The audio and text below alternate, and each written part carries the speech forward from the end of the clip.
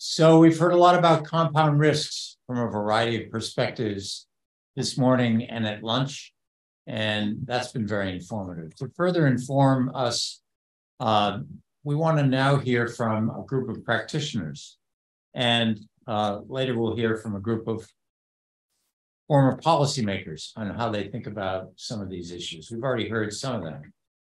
We're very privileged today to have with us 4 practitioners, 3 beside me, and 1 on Zoom in Chicago.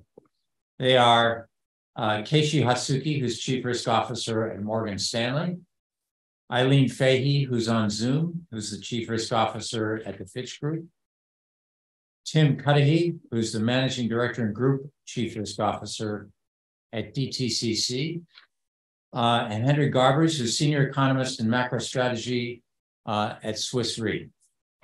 Each of them will have a different perspective. They each have different responsibilities, but all of them certainly focus on how to manage risk on a day-to-day basis. And I want to give them a chance to give their perspective. So what we're going to do is start with a very brief, perhaps 5-minute presentation from each of them on these issues. And Keishi, I'm going to start with you. Thank you, Dick. So again, I'm Keishi Hatsuki, Chief Risk Officer of Morgan Stanley. I've been doing risk management for many years. Probably I'll count close to 30 years, or maybe 25. So in relation to the topic today, particularly around the many different types of risks that we are facing, I start with the memory of all the volatility and crisis I have experienced. I can count like 1990 Japanese real estate bubble, 1994 bond market crash, 1997 Asian market crisis, 1998 is LTCM, and then 2001 was the internet bubble, and then 2008 financial crisis, and then the most latest one was 2020 COVID. And the reason I listed them is in my experience, there has been a pattern of the crisis in the past versus now there's a new phenomenon of complexity. So if you think about the pattern in the past for the last 20 years I have listed, you can argue summarize this as the boom and bust of the hot money moving from one place to another. And there's always a different pattern. I was in Asia in the mid-90s. Asia was emerging markets, and the hot money, hedge fund money comes into Asia. And at one point in time, the bubble bursted. Arguably, when you think about 1998 LTCM, there's a lot of money going into the equity markets and high yield markets. The same thing happened in the financial crisis. There's a lot of structured product, including CDOs and subprime. And the pattern is effectively the world has become more global. And when the money flows and the hot money moves, one day the boom and bust happens. Now, the difference I see now is the complexity of the risk factor we discussed this morning, such as geopolitics or the climate risk and the resurgence of inflation. Those are very different types of the risk. And arguably, I think the most interesting pattern I see, as Till Sherman said this morning, is the pattern of the deglobalization. And I see this everywhere from clients because clients are worried, corporates are worried about the concentration on the regional footprint. They're worried about the experience of the COVID and the supply chain problems. So the world is moving against the globalization. So this is a very new phenomenon. The climate risk is also a very long-term problem that we need to fix. So many different types of the risk now we are thinking of is a very different pattern. But interestingly, when we look at the market volatility, it's not that high. So we talk a lot about all the different complex risk factors. And the only exception with the high volatility is interest rates because of this inflation fear. But equity market is relatively stable. Even commodity markets after the Russia invasion went up quite significantly, and now it's more stable. And I see the difference between the market participants looking at the current markets, and they are not seeing a lot of tail risk. But when the risk professional talks about those things, we see a lot of, many different kinds of risks. And one of the challenges I see from the market participants versus the risk managers view difference is the time horizon. The market participants' time horizon is very short. So many times when we speak to the hedge fund clients, do they care about the geopolitics? In the long term, yes. In the short term, no. Would you care about how to think about investment strategy because of the China-US tension? Most people would say, well, not now. So the current market being relatively, I would call it complacent versus the potential tail risk in many different flavors, I think it will be a challenge. Now, so what are we doing? What we are doing is, I'm a believer of reverse stress testing. So we talk a lot about stress testing this morning. My favorite way of doing a stress testing is I ask my senior members one question. The one question is, how can we get ourselves being fired? It's not about what kind of thing can go wrong, what kind of probability we can have on the particular events. When I ask a question about how can we get ourselves, as a risk manager, how can we get ourselves being fired? That implies two things. First is ownership. You need to identify the risk, and if you don't identify it, and if it's a surprise, that's your fault. And the second is, of course, that we need to communicate to the senior management, and we would try to focus on the biggest surprise potential downside risk that Morgan Stanley can potentially face, and make sure that people don't get surprised. So by doing that, every time I do this question, I typically come up with top 5 to top 10 list of the risk topics we need to speak to the board or senior management. And that's we try to handle the most important risk management topics. Thank you. Thanks very much, Casey. Eileen. Thank you, and apologies for not being there in person. My career time frame marries somewhat of Casey's, but I think what I bring to the table is a different perspective because of the different roles that I've had. I was appointed Chief Risk Officer at Fitch about 2017 and was only the second person to have that role. As we have expanded, trying to expand outside of just the ratings business, the credit ratings agency, we have begun to develop risk processes outside of that as the group functions. And it's mostly a function of operational risk, as you could imagine, although there's a significant amount of regulatory and credit risk, not financially. Well, it is financial because if things go wrong in the bond market or if we have an issue in missteps from a regulatory process or misbehavior from any of our analysts, certainly that would lead to some financial risk problems. But we're not making bets on credit risk as they do in many of my other colleagues at this panel. So I'm much more focused on operational risk. But my career started looking at very specific risks as a national bank examiner. When I started in the early 80s, it was just about the time where they were removing Reg Q, and all of a sudden, all of the banks needed to learn how to balance interest rate risk and liquidity risk, because that has been a challenge. So that was the first 10 years of my career. And then joining Fitch, I was a credit analyst at the global trading banks and securities firms. So in the very midst of the global financial crisis, I was the lead analyst for Bear Stearns and Lehman Brothers. So not a shining moment, I would say, for rating agencies, but certainly teaching us how to address compound risks.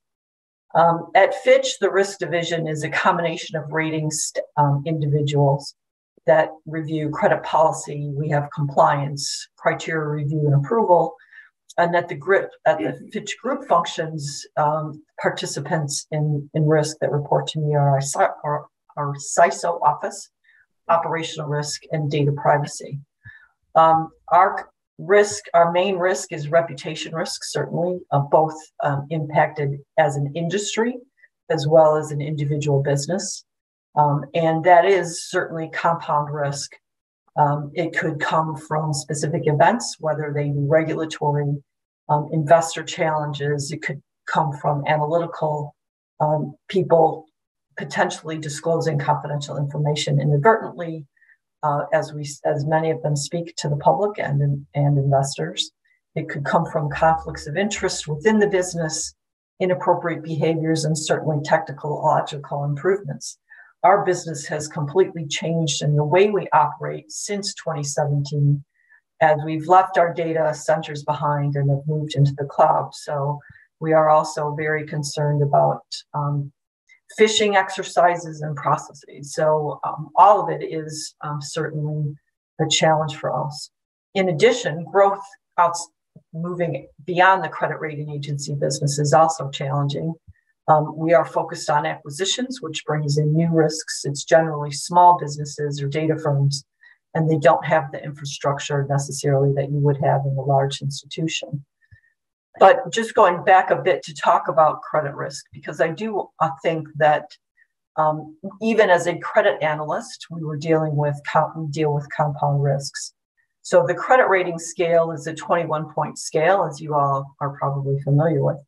But it is assigned and used the same scale to assign to simple and complex bond issues, to corporations, financial institutions, and structured finance deals with multiple tranches. In many of those ratings processes, we use models largely to focus cash flows. But in many of those structured finance deals, you have interest rate risk, you have maturity of liquidity, and you certainly have various pieces of credit risk, environmental risks, and all of that goes into that relatively simple 21-point scale. So as we consider our risk management at Fitch, we generally focus on risk being defined as the effect of uncertainty on our strategic objectives. And so we're using those strategic objectives to educate employees, investors, and others on what we want to accomplish and how we manage that risk. Again, it's largely qualitatively based. We do some quantitative analysis, but it is something that is challenging for us. Thanks, Eileen. Tim. I think from my perspective, a couple of things that I would kind of touch on from my career journey is I started out as an actuary, and I worked for insurance companies, and that really positioned me pretty well to kind of analyze the more traditional families, and such as market risk, credit risk, and liquidity risk, which tend to kind of move in cycles and ebb and flow a little bit. But as Till mentioned earlier this morning, the focus has really moved on to resiliency, which is a much bigger risk, and we're looking at I think the areas where more qualitative analysis is certainly necessary. So we're looking at operational risk, as Eileen's kind of mentioned, technology risk, third party, and other systemic risks.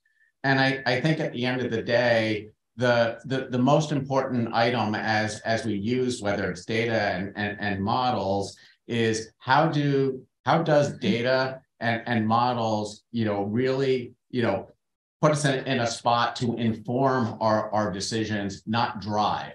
And so ultimately we want to be in a position where these are things that we're leaning on, but these are not the things that we're front and center. So yes, our board and our key stakeholders expect us to be in a spot where we have sufficient models and data to kind of support our analysis.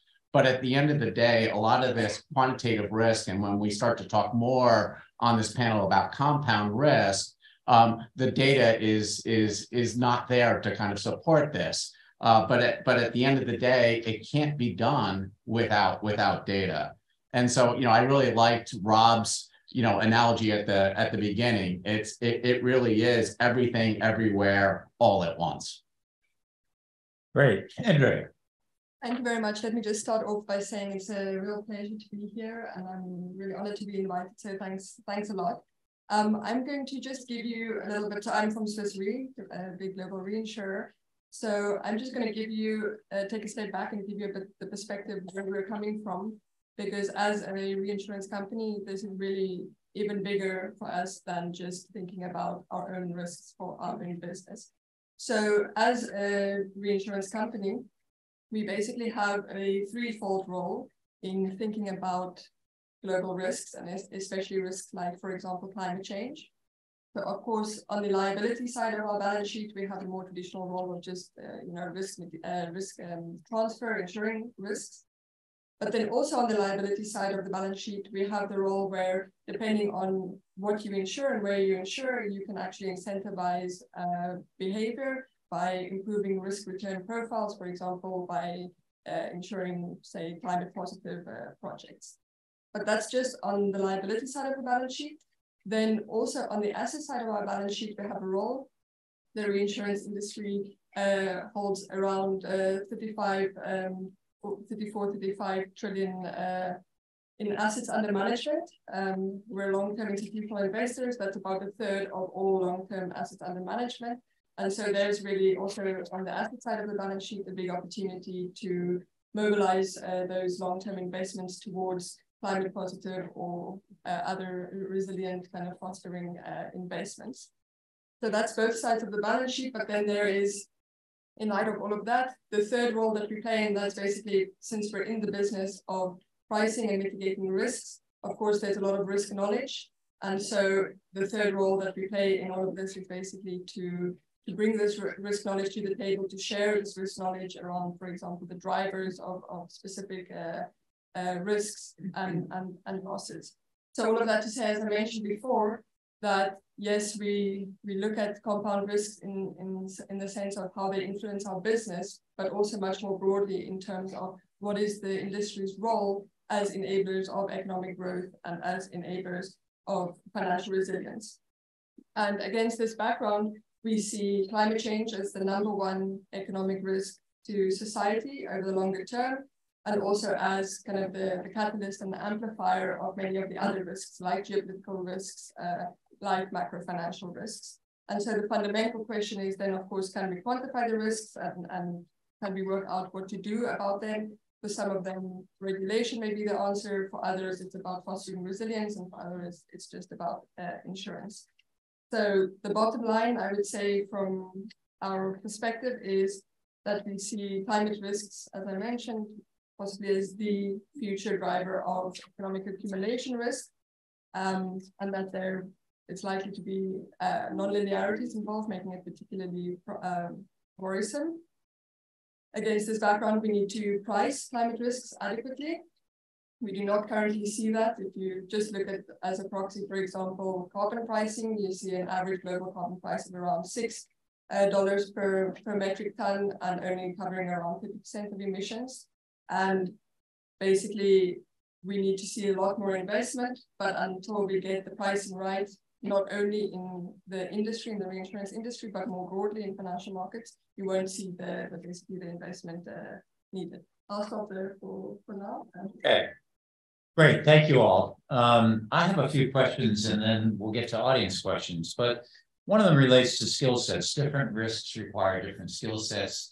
We've talked about, I think Till talked a lot about this, being interdisciplinary in approach, and I think that's really important. So do you engage and bring together diverse teams to identify the implications of those risks once having identified them? Anyone want to talk about that?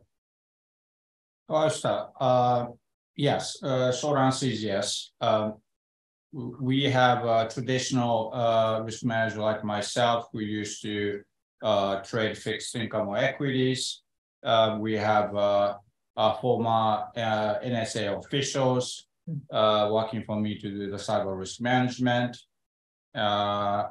So, there's a variety of the people we have in our team. But I think more important challenge is the breaking the silos. So the risk managers tend to have a very narrow view of the world, and the market risk, tends to be quantitative, and they love to talk about the models, and they love to talk about the market liquidity, but they don't understand operational risk. So if you take an example like China risk, and so many variety of the China risk is related to what kind of situation we will face from the data security or operational risk perspective. And many times that what the people don't necessarily focus on, and the most important part of the puzzle is actually Hong Kong. A lot of people talk about mainland China, a lot of people talk about Taiwan, but the real challenge on China is that Hong Kong is integrated global part of the system. And if we have to somehow change the way we trade out of Hong Kong, then it's a huge operational risk. So there's many different type of things that we need to integrate when we try to do the risk management. Great. Anyone else, including Eileen? I agree with Keisha. Yes, we do aggregate. And I would also say, in addition to expertise, diversity of perspective. So we make sure we talk to the business lines, what they feel, and looking at securitization versus corporates. And so I think one of the things that we learned certainly from the global financial crisis was that you can't look at just one perspective in a credit process.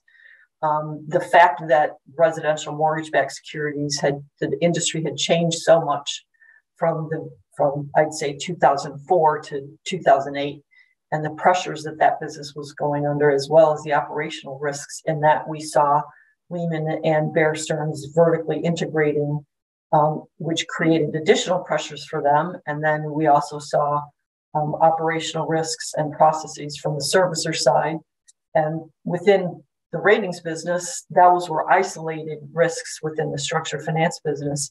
And we hadn't really translated those risks sufficiently or recognized them and the impact it would have on financial institutions, in particular the largest ones that were playing in that group, as well as liquidity. And the change in Bear Stearns' appetite, I'll call it a simple change. The week that they started to have problems, it was a simple, their liquidity providers decided they wouldn't take any more RMBS as collateral, and they had to find other sources. So it can be a simple trigger, but then it can evolve into a very complex and evolving set of risks after that. But we make sure that we talk to all of the business lines. We cover in particular in the ratings side, the role of credit policy is to connect those risks that they're seeing in the different product lines and the processes and bring them up for discussion, and then challenge the analysts to make sure that they're looking sufficiently at the downside and what might trigger changes in the ratings and process. Perhaps if I may, I could add to that. I think also from our side, as the others have mentioned, the answer is absolutely.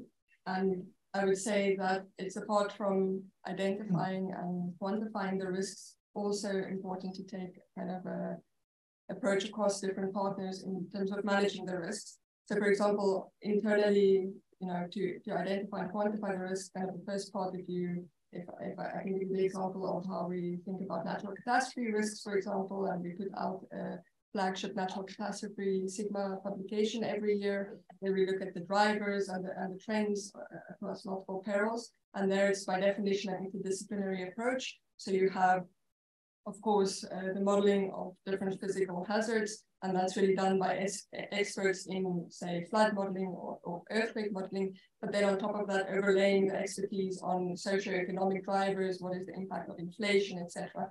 So really internally, we do take this multidisciplinary approach, but then also externally. So for example, thinking about how to provide kind of risk transfer solutions for climate vulnerable countries. We have, for example, partnered under the Insurance Development Forum with 9 other large reinsurers, as well as the UNDP and the German Ministry of Economic Cooperation, in order to be able to provide this kind of also management of risks.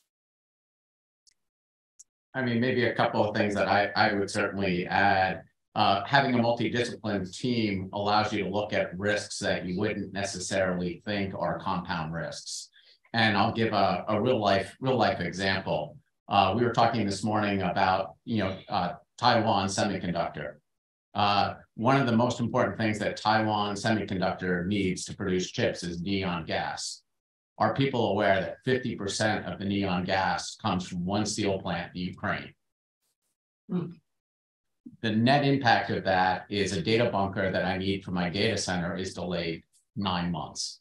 That has regulatory implications. So risks that even in 2 dimensions become, very, very difficult. So having people thinking about these things and coming from different disciplines is important. The second thing that I would highlight is typically, and you saw examples of this morning, is typically when we get to qualitative approaches, people like to think in 2 dimensions, likelihood and impact. So whether it's a heat map, a matrix, the thing that I'm kind of challenging folks is, do we start to look at other risk dimensions, such as the risk horizon, the criticality, the strength of mitigating controls?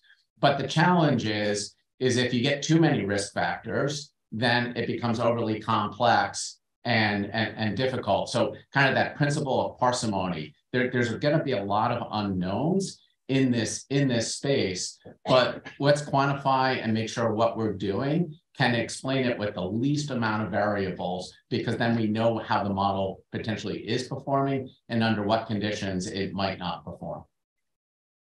This morning, we've talked a lot about resilience in many contexts.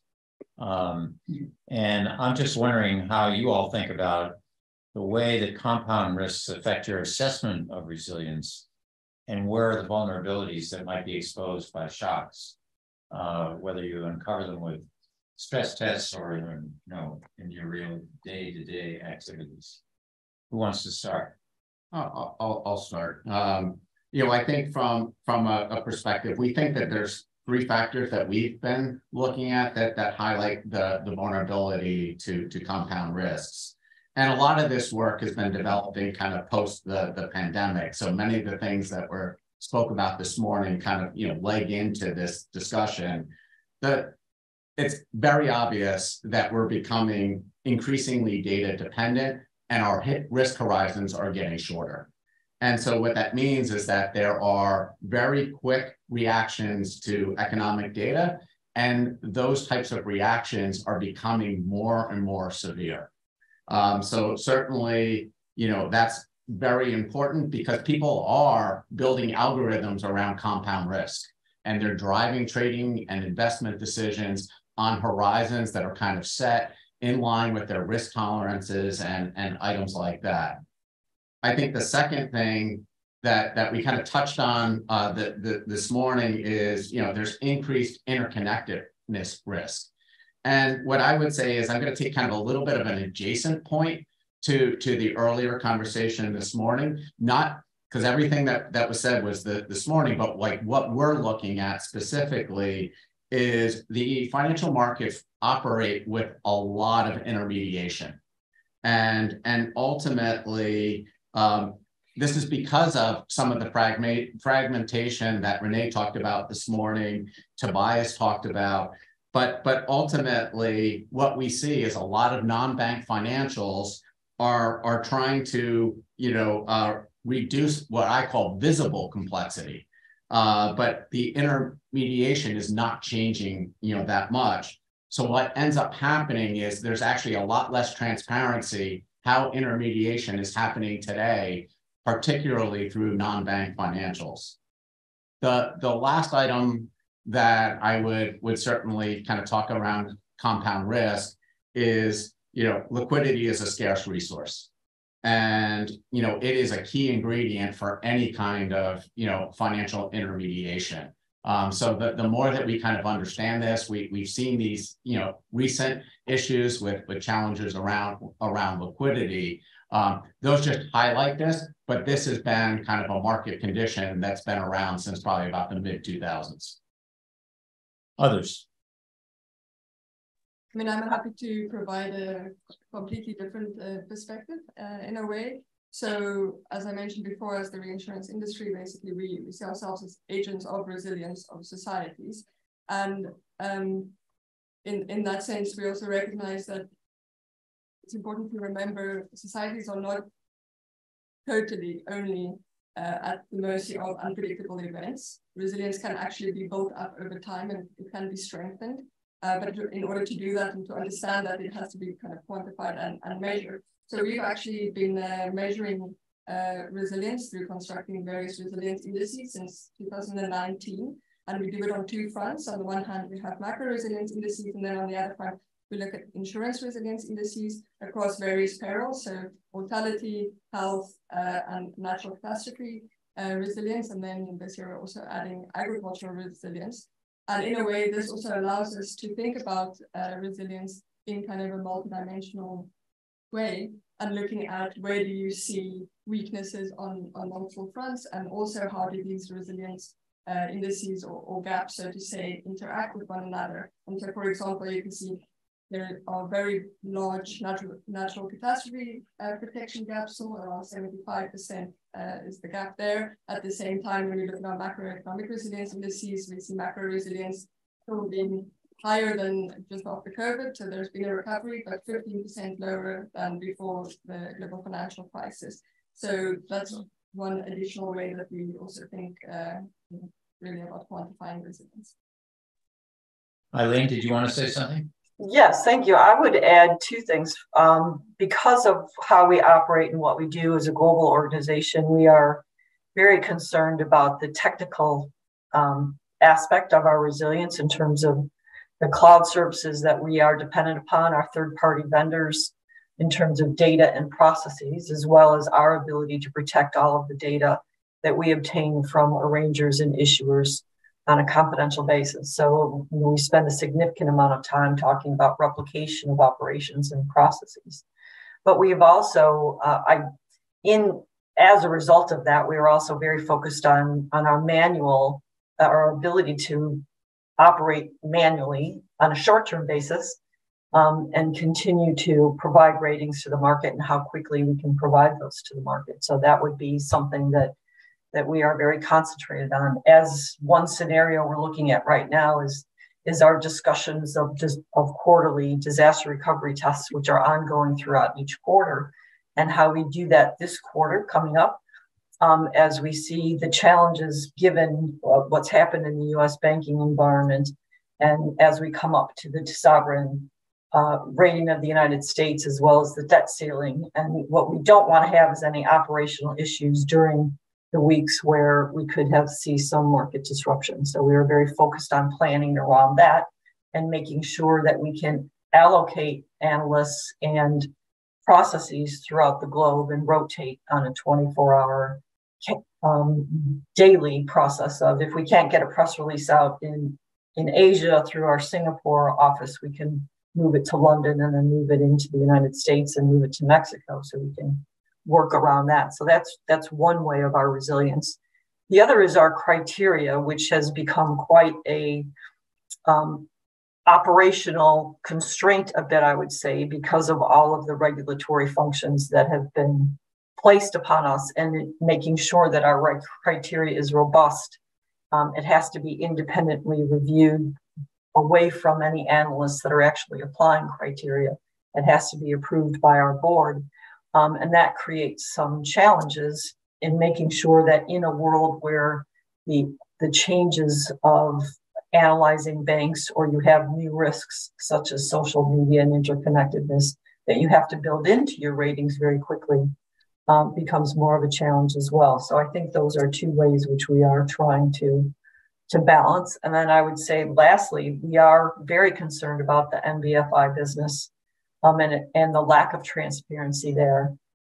As more and more of the credit world moves into the private equity space and the non-bank financial space, I think from Mervyn King's earlier comments, will be more challenging to monitor and process, and the impact that could have on the overall available liquidity in the markets could be very challenging in the future. And how we build that into the credit rating process will also be somewhat of a challenge as well.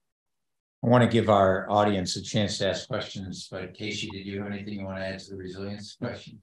Okay. Till Scheuerman, you had your hand up, and Renee, I think you're next. Thank you. So I'm really enjoying this this discussion here amongst the panelists. I think this morning, and certainly at lunchtime, we heard a lot of skepticism about formal models. And while I embrace a healthy skepticism of models, I'm starting to worry that participants at the conference will leave this room with the conclusion that we should just throw them out, which I think would be an unhealthy. So a question to the panelists is, how do you use models in your work? And how do you balance the sort of constructive use of the models with the edge when they make when one should perhaps become more skeptical of their conclusions? I can start because I did a lot of modeling myself in the past too.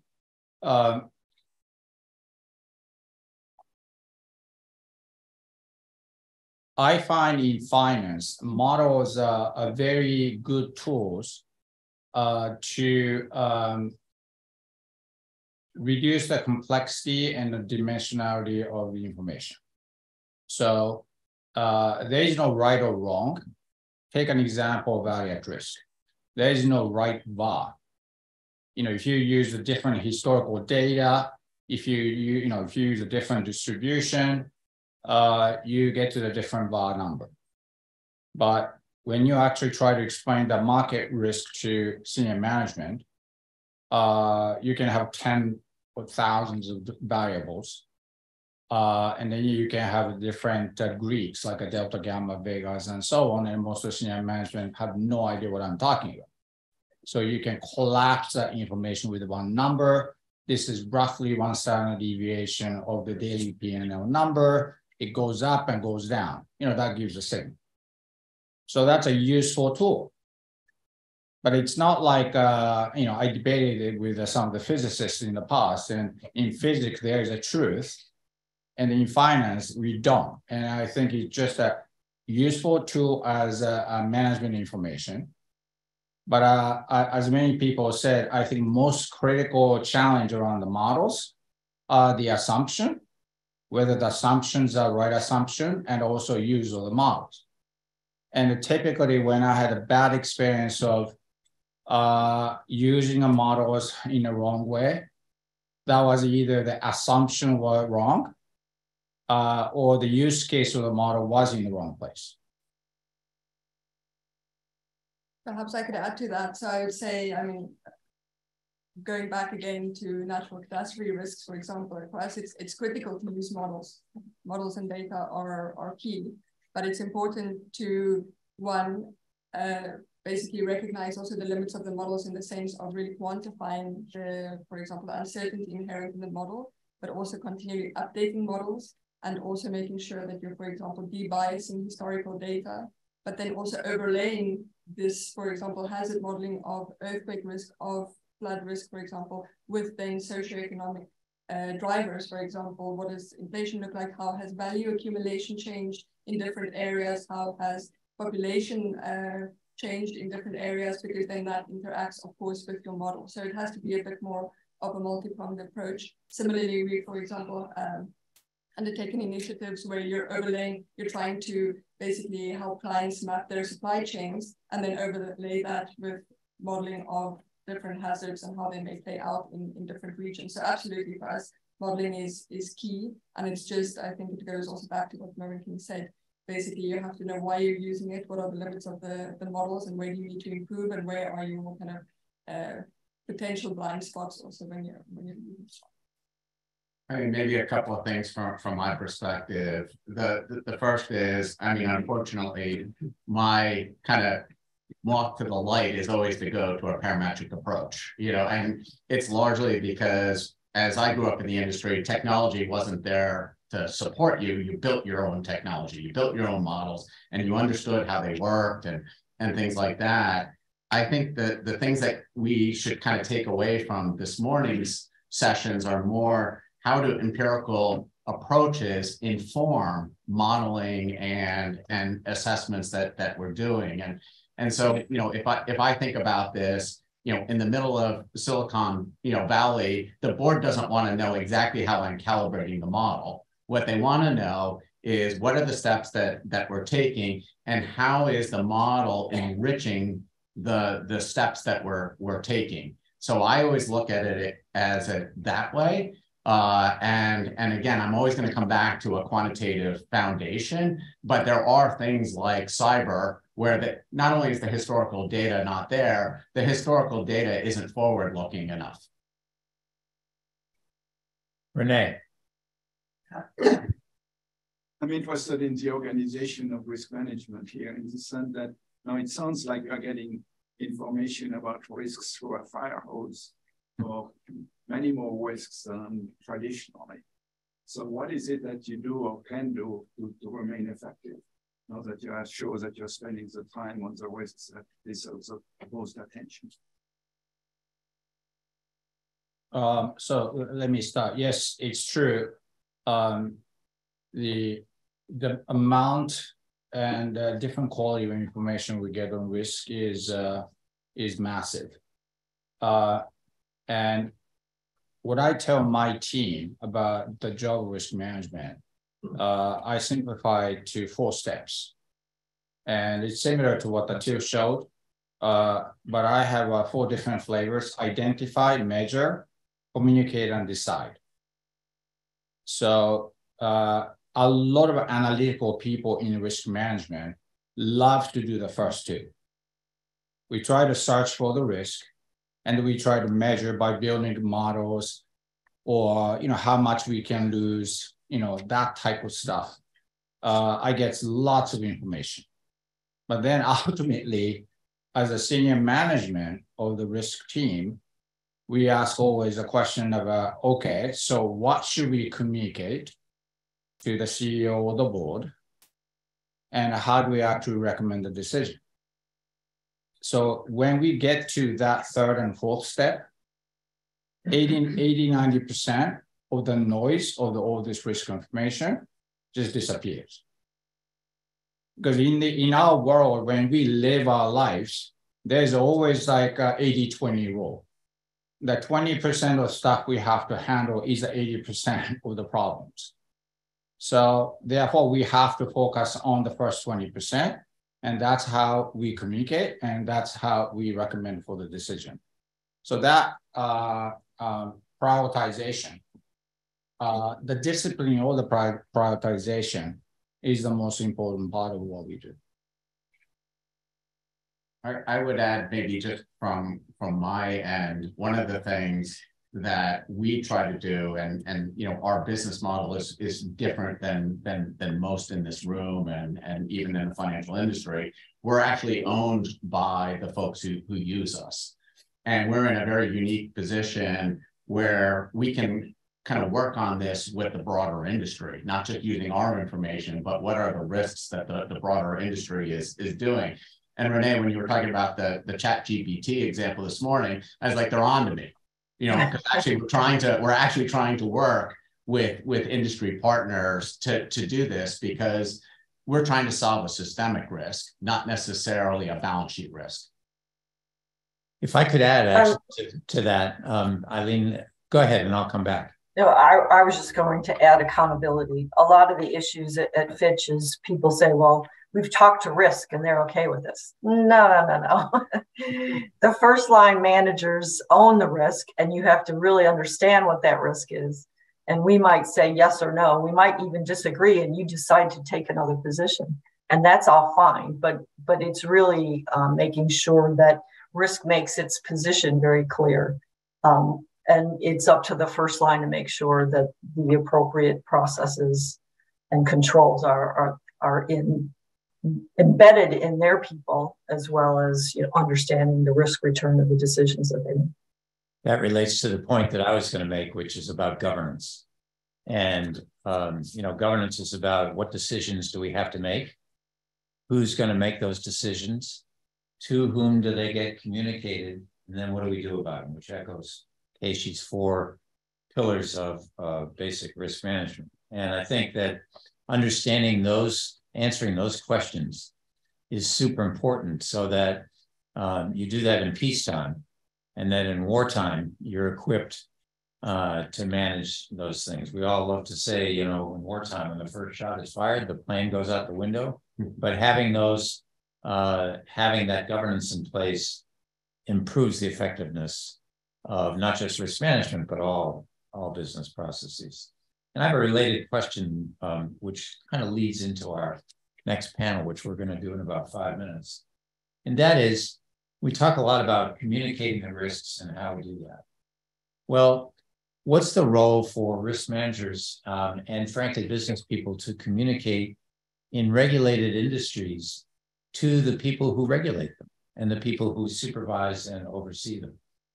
Is there the chance for a better dialogue without being captured for that conversation to go on? And of course, what I'm thinking about are the failures that we just saw in regional banks, which were failures of supervision. And I haven't read the report that came out this morning, but I understand there's a few mea culpas there, as well as failures that are pretty obvious about risk management. So I'm wondering if people have some thoughts about that. Let me start. So the broadly, in my group, there is a visual called Keishi's Venn diagram. And my Venn diagram has 2 circles, and one is what I want to do, and the other circle is what the regulator want us to do. And they don't overlap. But they have, we have a middle section. There is an overlap in the middle, but a lot of stuff I want to do is not necessarily what the regulators want us to do. And I'm not blaming this, and it's a natural pattern, because we have to manage a risk thinking about the future. But the regulators always learn the lesson. And a lot of times when the Financial Times or Wall Street Journal say ABC Bank had a failure of this risk management. And back in the old days, when we look at those news, we were saying, oh, that's somebody else's problem. We don't have a problem. So bad for them, good for us. Not anymore. Because every bank's failure will come back to all of us to say, are you doing this? Are you doing that? You need to write a report. So there's always a repercussion. And so that tendency will give a bias for the regulators to be a little bit backward looking. So we have, obviously post-financial crisis, we did tons of work around the securitization, and we have done tons of work around the OTC derivatives. Those are the problem of the past. And now we are talking about some of the future risks that we are just talking about. In some cases that, regulators are still catching up. So the Balance Act is very important, because if I do not emphasize to my team about what I want to do, they may end up with doing a lot of stuff the regulators want us to do. And that means that we may actually miss the potential future problems. And as Don said at lunch, we have a tendency to fight the last war.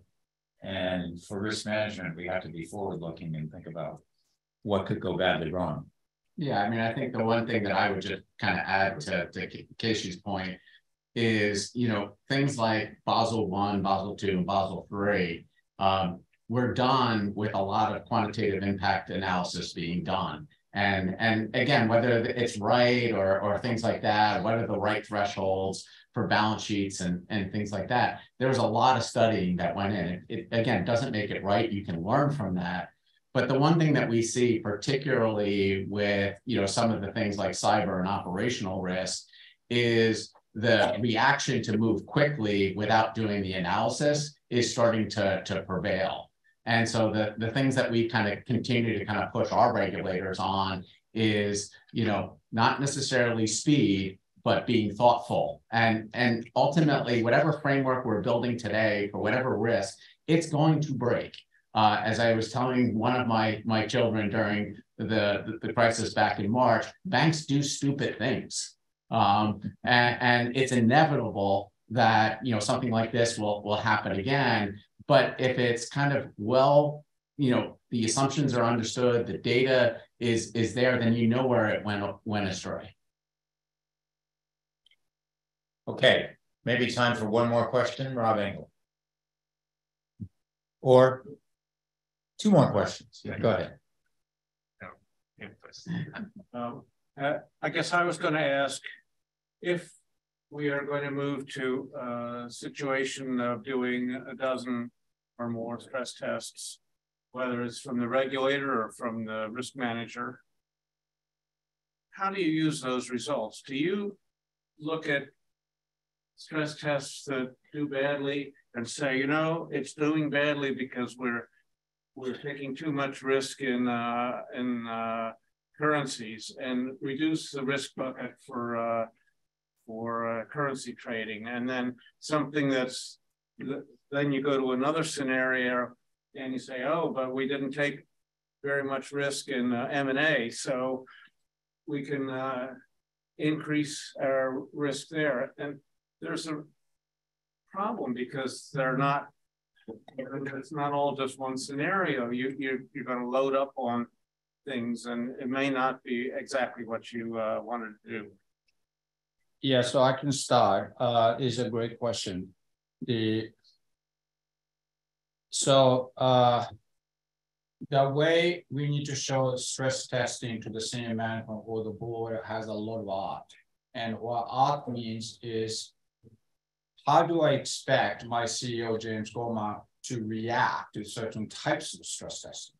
Mm-hmm. So if I say, okay, if the US go to the severe recession and the GDP go down 3 to 5%, and all the banks have lending book, we lose money. That's not a surprise. So most likely the CEO is not going to react too much and say, yeah, that's how business is. But I take a different example, and this is actually a real story I can share. So back in January of 22, so a year and a half ago, I did a presentation for Russia stress testing. This is like 1 month before the actual invasion happened. There's enough noise, and we didn't predict that that's the outcome. But at least I showed, okay, there's 3 different types of risk we face. First is a direct exposure to Russia, which is none. We are not big in Russia. The second is what kind of ripple effect impact we have on commodities market or European markets. That's where we have exposures. And the third risk is, what if the Russia has a convertibility event? We cannot take the money out. Okay, and it happened, actually happened. And at that point in time, the people are not taking that very seriously.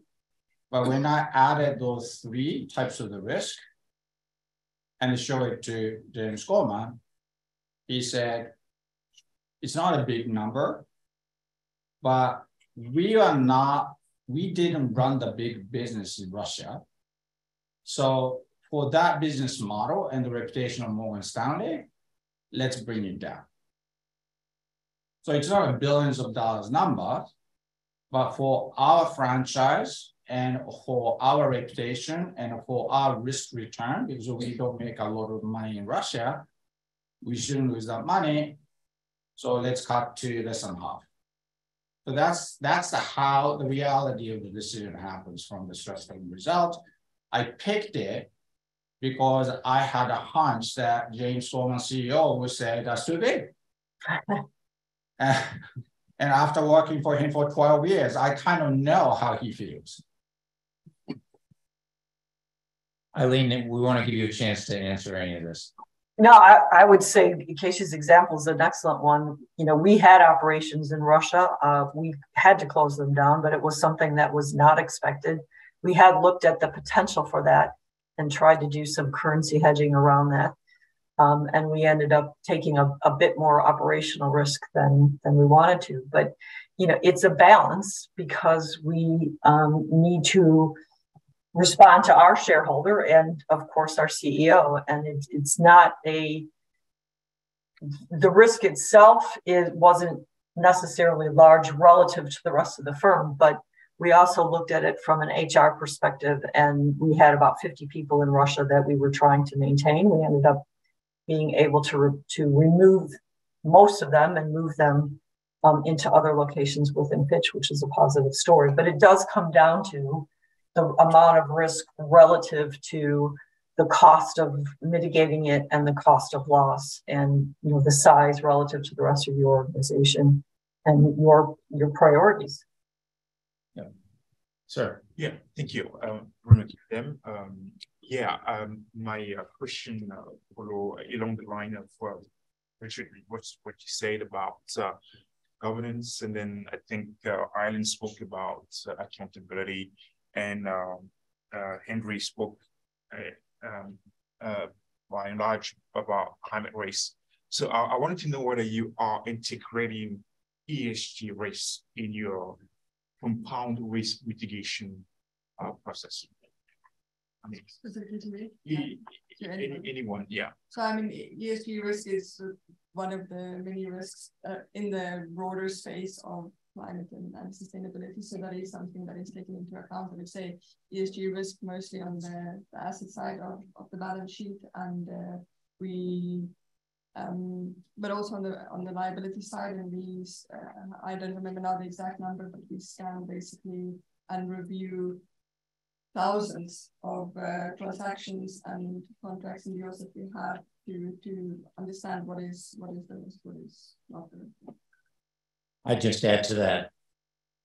Frankly, we don't have good metrics and even good definitions in many cases about what the E, the S, and the G are about.